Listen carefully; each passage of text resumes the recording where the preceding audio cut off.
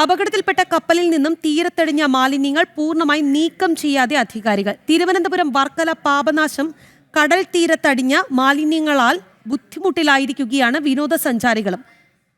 പിതൃതർപ്പണം കഴിഞ്ഞ് ഭക്തജനങ്ങൾ കുളിക്കാനെത്തുന്ന തീരത്ത് ദുർഗന്ധം വമിക്കുന്ന ഈ വസ്തു നിറഞ്ഞു കഴിഞ്ഞു.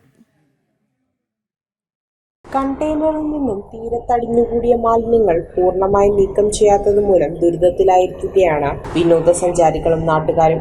ഒരു മാസം മുൻപാണ് അപകടത്തിൽപ്പെട്ട കപ്പലിൽ നിന്നുള്ള കണ്ടെയ്നർ പാപനാശം തീരത്തടിഞ്ഞത്. കണ്ടെയ്നർ പൊട്ടി ഉള്ളിലുണ്ടായിരുന്ന പെട്ടികൾ തീരത്തടിഞ്ഞിരുന്നു. വെളുത്ത പൊടി പോലുള്ള വസ്തു തീരത്തടിഞ്ഞത് തൊട്ടടുത്ത ദിവസം തന്നെ പോലീസിന്റെ നേതൃത്വത്തിൽ ശുചീകരണം നടത്തിയിരുന്നു.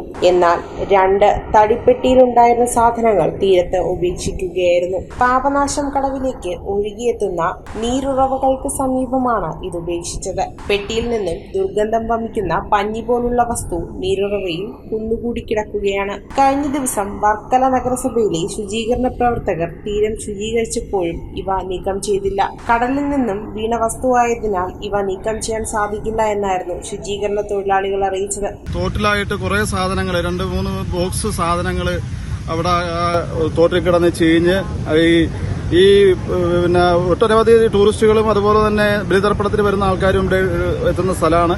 അവർക്ക് തന്നെ അത് വളരെയധികം അസഖ്യമായിട്ടിരിക്കുകയാണ്. ഇതിന് പിന്നെ അനുബന്ധപ്പെട്ടിട്ടുള്ള അധികാരികൾ ഇത് കറക്റ്റായിട്ട് അതിനുള്ള നടപടികൾ എടുക്കണം എന്നാണ് എനിക്ക് പറയാനുള്ളത്. പിതൃതർപ്പണം കഴിഞ്ഞ് ഭക്തജനങ്ങൾ കുളിക്കാനെത്തുന്ന തീരത്ത് ദുർഗന്ധം വമിക്കുന്ന ഈ വസ്തു നിറഞ്ഞു കഴിഞ്ഞു. ഇത് എന്താണെന്ന് പോലും അധികൃതർ വ്യക്തമാക്കിയിട്ടില്ല. പാപനാശം തീരത്തെ ഈ അജ്ഞാത മാലിന്യം അടിയന്തരമായി നീക്കം ചെയ്യണമെന്നാണ് നാട്ടുകാരുടെ ആവശ്യം. ജനം, തിരുവനന്തപുരം.